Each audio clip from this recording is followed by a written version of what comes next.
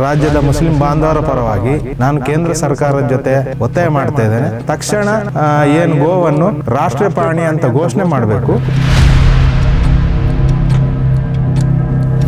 ಗೋವನ್ನು ಹತ್ಯೆ ಮಾಡಿ ಏನು ವಿದೇಶಕ್ಕೆ ರಫ್ತು ಮಾಡ್ತಾ ಇದ್ದಾರೆ ಅದನ್ನ ತಕ್ಷಣ ನಿಲ್ಲಿಸಬೇಕು. ತಿನ್ಬೇಕು ಅಂತ ಏನು ನಮ್ಮ ಇದರಲ್ಲಿ ಕಡ್ಡಾಯ ಇಲ್ಲ, ಇಸ್ಲಾಮಲ್ಲಿ ಕಡ್ಡಾಯ ಇಲ್ಲ. ಹಿಂದೂ ಬಹುಸಂಖ್ಯಾತ ಹಿಂದೂ ಬಾಂಧವರು ಅದನ್ನ ಒಂದು ತಾಯಿಯ ರೀತಿಯಲ್ಲಿ, ಒಂದು ದೇವರ ರೀತಿಯಲ್ಲಿ ಕಾಣ್ತಾ ಇದ್ದಾರೆ. ಅವರ ನಂಬಿಕೆಗೆ ನಾವು ನೋವುಂಟು ಮಾಡಿ ಅವರ ಭಾವನೆಗಳಿಗೆ ಧಕ್ಕೆ ತಂದು ಅದನ್ನ ತಿನ್ನುವುದರಲ್ಲಿ ಅರ್ಥವಿಲ್ಲ.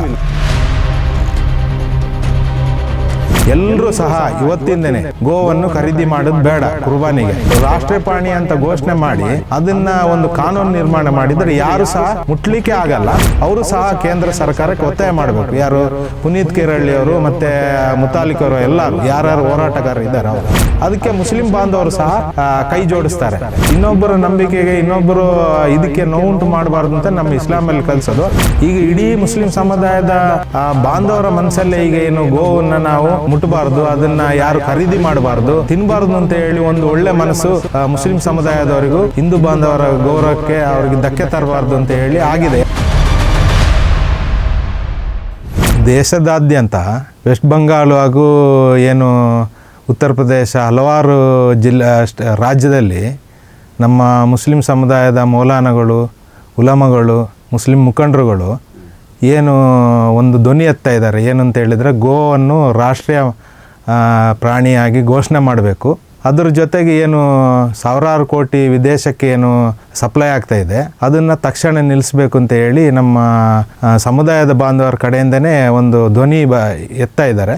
ಅದಕ್ಕೆ ನಮ್ಮ ಸಂಪೂರ್ಣ ಬೆಂಬಲ ಇದೆ. ಮತ್ತು ನಾನು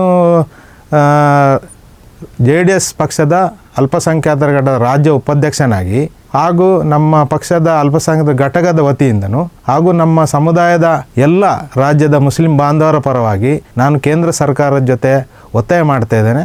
ತಕ್ಷಣ ಏನು ಗೋವನ್ನು ರಾಷ್ಟ್ರೀಯ ಪ್ರಾಣಿ ಅಂತ ಘೋಷಣೆ ಮಾಡಬೇಕು. ಮತ್ತು ಏನು ಒಂದು ವಾರ್ಷಿಕ 50,000 ಕೋಟಿಯಷ್ಟು ಏನು ಗೋವನ್ನು ಹತ್ಯೆ ಮಾಡಿ ಏನು ವಿದೇಶಕ್ಕೆ ರಫ್ತು ಮಾಡ್ತಾ ಇದ್ದಾರೆ ಅದನ್ನು ತಕ್ಷಣ ನಿಲ್ಲಿಸಬೇಕು. ಮತ್ತು ಗೋವನ್ನು ರಾಷ್ಟ್ರೀಯ ಪ್ರಾಣಿಯಾಗಿ ಘೋಷಣೆ ಮಾಡಬೇಕು ಅಂತೇಳಿ ನನ್ನ ಹಾಗೂ ನನ್ನ ಸಮುದಾಯದ ಪರವಾಗಿ ನಾನು ಒತ್ತಾಯ ಮಾಡ್ತಾ ಇದ್ದೇನೆ. ಗೋವನ್ನು ಏನು ಇದನ್ನು ತಿನ್ನಬೇಕು ಅಂತ ಏನು ನಮ್ಮ ಇದರಲ್ಲಿ ಕಡ್ಡಾಯ ಇಲ್ಲ, ಇಸ್ಲಾಮಲ್ಲಿ ಕಡ್ಡಾಯ ಇಲ್ಲ. ಅದನ್ನು ತಿನ್ನಲೇಬೇಕು, ಅದನ್ನೇ ಕುರ್ಬಾನಿ ಕೊಡಬೇಕು ಅಂತ ಏನು ಕಡ್ಡಾಯ ಇಲ್ಲ. ಆದ್ದರಿಂದ ಹಿಂದೂ ಬಾಂಧವರು, ಬಹುಸಂಖ್ಯಾತ ಹಿಂದೂ ಬಾಂಧವರು ಅದನ್ನು ಒಂದು ತಾಯಿಯ ರೀತಿಯಲ್ಲಿ, ಒಂದು ದೇವರ ರೀತಿಯಲ್ಲಿ ಕಾಣ್ತಾ ಇದ್ದಾರೆ. ಅದನ್ನು ಅವರ ನಂಬಿಕೆಗೆ, ಅವರ ಇದಕ್ಕೆ ಏನು ಅವರ ನಂಬಿಕೆಗೆ ನಾವು ನೋವುಂಟು ಮಾಡಿ ಅವರ ಭಾವನೆಗಳಿಗೆ ಧಕ್ಕೆ ತಂದು ಅದನ್ನು ತಿನ್ನುವುದರಲ್ಲಿ ಅರ್ಥವಿಲ್ಲ. ಆದ್ದರಿಂದ ನಾನು ಇಡೀ ನನ್ನ ಸಮುದಾಯದ ಬಾಂಧವರಲ್ಲಿ, ನಮ್ಮ ಕರ್ನಾಟಕ ರಾಜ್ಯದ ಮುಸ್ಲಿಂ ಬಾಂಧವರಲ್ಲಿ ನನ್ನ ಕಳಕಳಿಯ ವಿನಂತಿ ಏನಂತ ಹೇಳಿದರೆ ಎಲ್ಲರೂ ಸಹ ಇವತ್ತಿಂದನೇ ಗೋವನ್ನು ಖರೀದಿ ಮಾಡೋದು ಬೇಡ ಕುರ್ಬಾನಿಗೆ.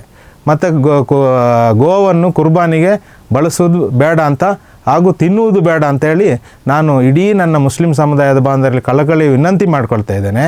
ಮತ್ತು ಇಡೀ ಮುಸ್ಲಿಂ ಸಮುದಾಯದ ಬಾಂಧವರು ಒಂದು ಒಳ್ಳೆ ಹಿಂದೂ ಬಾಂಧವರಿಗೆ ಗೌರವ ಕೊಟ್ಟು ನಾವೆಲ್ಲರೂ ಒಂದಾಗಿ ಹೋರಾಟ ಮಾಡಬೇಕು. ಗೋವನ್ನು ರಾಷ್ಟ್ರೀಯ ಪ್ರಾಣಿಯಾಗಿ ಘೋಷಣೆ ಮಾಡಬೇಕು ಅಂತೇಳಿ ನಾವೆಲ್ಲರೂ ಒಗ್ಗಟ್ಟಾಗಿ ಹೋರಾಟ ಮಾಡೋಣ. ಅದರಿಂದ ಹಿಂದೂ ಬಾಂಧವರಿಗೆ ನಾವೊಂದು ಗೌರವ ಸಲ್ಲಿಸೋ ಥರ ಆಗುತ್ತೆ ಅಂತ ಹೇಳಲಿಕ್ಕೆ ಬಯಸ್ತೇನೆ.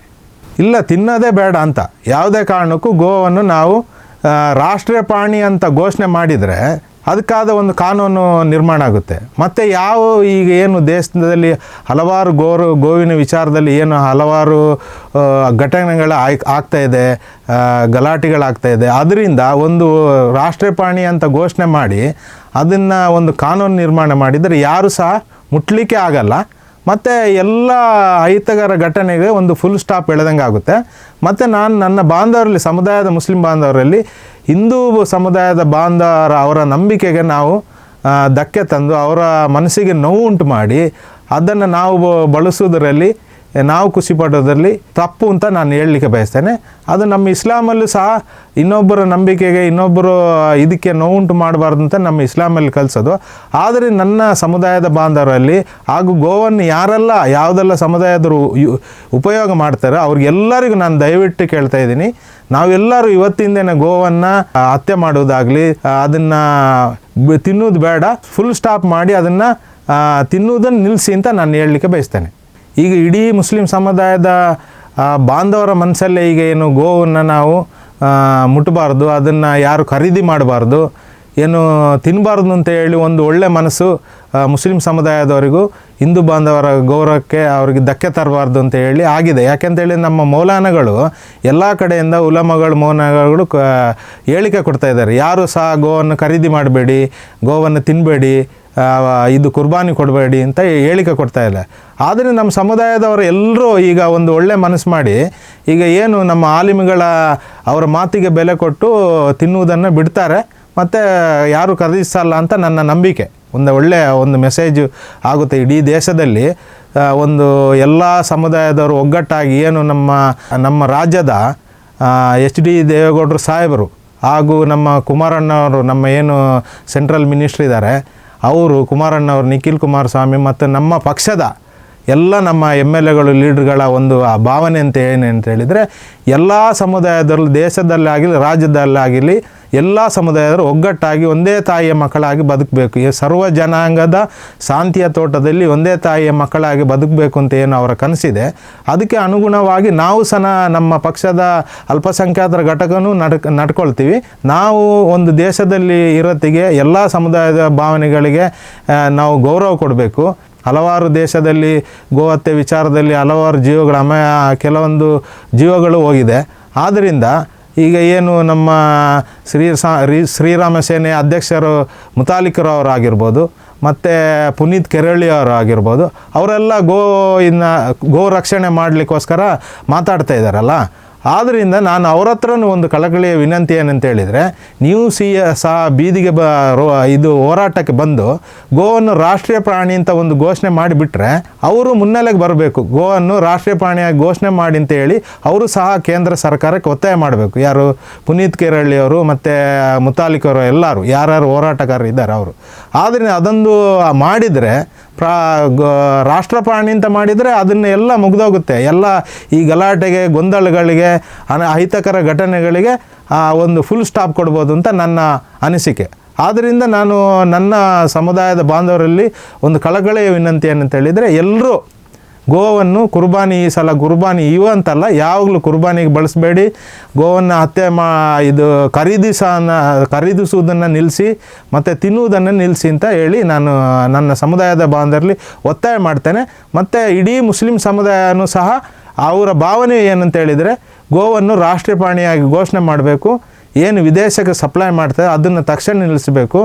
ಅದರಲ್ಲಿ ಏನು ಕಂಪ್ನಿಗಳಿದೆ, ವಿದೇಶಕ್ಕೆ ಸಪ್ಲೈ ಮಾಡುವಂಥ ಕಂಪ್ನಿಗಳಿದೆ, ಅದನ್ನು ಬಂದ್ ಮಾಡಿ ಆ ಗೋವನ್ನು ಬಳಸ್ಕೊಂಡು ದುಡ್ಡು ಮಾಡಿದಾರಲ್ಲ, ಆಸ್ತಿಗಳನ್ನ ಮಾಡಿದ ಆ ಆಸ್ತಿಗಳನ್ನ ಸಹ ಮುಟ್ಟುಗೋಲು ಹಾಕಬೇಕು ಅಂತ ಒಂದು ಒಳ್ಳೆ ಮನಸ್ಸಿದೆ. ಈಗ ಎಲ್ಲ ಯುವಕರು ಸಹ, ನಮ್ಮ ಸಮುದಾಯದ ಯುವಕರು ಮಾತಾಡೋದನ್ನು ನಾವು ಕೇಳಿಸ್ಕೊಂಡಿದ್ದೀವಿ ಎಲ್ಲ ಕಡೆ. ಇಲ್ಲ, ಇದು ಒಂದು ಒಳ್ಳೆಯ ವಿಚಾರ. ಗೋವನ್ನು ರಾಷ್ಟ್ರೀಯ ಪ್ರಾಣಿಯಾಗಿ ಘೋಷಣೆ ಮಾಡಿದರೆ ಇಡೀ ದೇಶದಲ್ಲಿ ಒಂದು ಒಳ್ಳೆಯ ವಾತಾವರಣ ಸೃಷ್ಟಿಯಾಗುತ್ತೆ, ಒಂದು ಒಳ್ಳೆ ಮೆಸೇಜ್ ಹೋಗುತ್ತೆ, ಒಳ್ಳೆಯದಾಗುತ್ತೆ. ಹಿಂದೂ ಬಾಂಧವರಿಗೆ ನಾವು ಒಂದು ಗೌರವ ಸಲ್ಲಿಸಿದ ಥರ ಆಗುತ್ತೆ ಅಂತ ಹೇಳ್ತಾ ಇದ್ದಾರೆ. ಒಳ್ಳೆಯ ಒಂದು ನಿಲುವು ತಾಳುತ್ತಾ ಇದ್ದಾರೆ ನಮ್ಮ ಸಮುದಾಯದವ್ರಿಗೆ. ಈಗ ಹಿಂದೂ ಬಾಂಧವರು ನಾನು ನೋಡಿದ ಥರ ಅವರು ಗೋವನ್ನು ತಾಯಿ ರೀತಿ ಒಂದು ಕಾಣ್ತಾರೆ, ದೇವ್ರ ಥರ ಪೂಜಿಸ್ತಾರೆ. ಅವರಿಗೆ ಅವ್ರ ನಂಬಿಕೆಗೆ ನಾವು ಇದು ಮಾಡಿಕೊಂಡು ಅದನ್ನು ನಾವು ಕುರ್ಬಾನಿ ಕೊಟ್ಟು ನಾವು ಅದನ್ನು ಇದು ಮಾಡಿಕೊಂಡು ಬಲಿ ಕೊಟ್ಟು ಅಂದರೆ ತಿಂದರೆ ಅದು ನಮ್ಮ ದೇವರು ಸಹ, ಅಲ್ಲಾಹ್ ಸಹ ಒಪ್ಪಲ್ಲ.